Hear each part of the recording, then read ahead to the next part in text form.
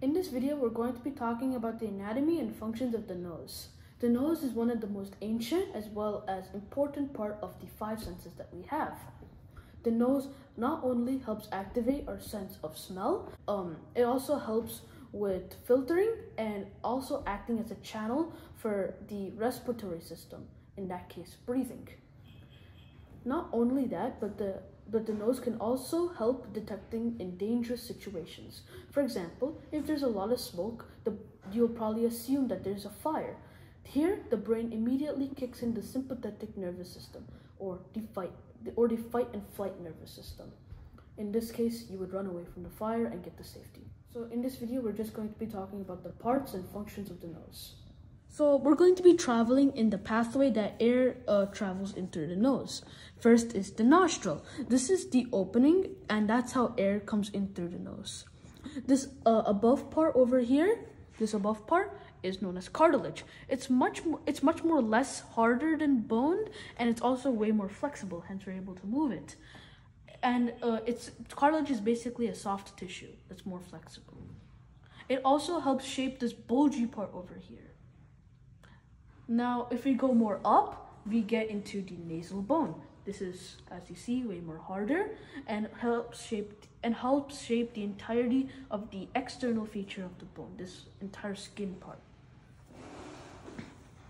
Next, we get into the nasal cavity. So when air comes in, it enters in through this nasal cavity. It's located inside over here.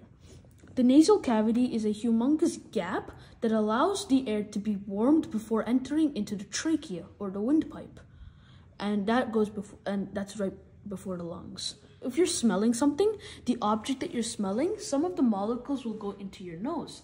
These nose, bypassing all of the hairs, are able to then enter into the nasal cavity. In the nasal cavity, they're attracted to the olfactory nerves, or these humongous pike things over here. These help capture these smells and are then sent towards the olfactory bulb. These are where all the smells are collected, and then the olfactory epithelium is basically a bundle of nerves that connects all of the smells and sends them to one location in the brain. Now, each of these pikes over here, each one is referred to a different smell. There are around 10 million scent receptors, or these little pikes that keep pointing out. There's 10 million of these receptors that are located in each of the nerves.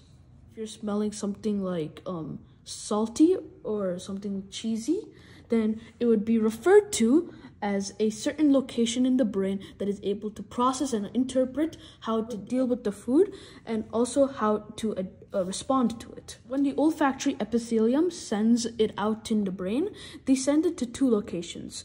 One would be the frontal lobe, and the reason for the frontal lobe is to even notice that you're smelling something, and two is the temporal lobe.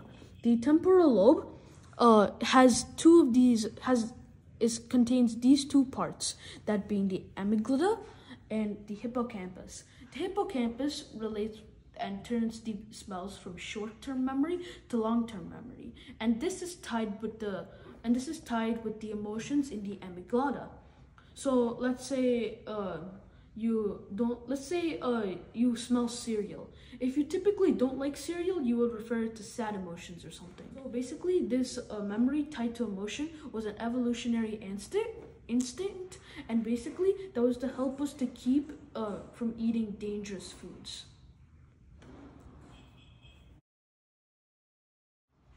So in conclusion, the nose acts as as a very important part of the five senses. It not only helps locate against danger, but helps respond against our environment. This is all about the nose.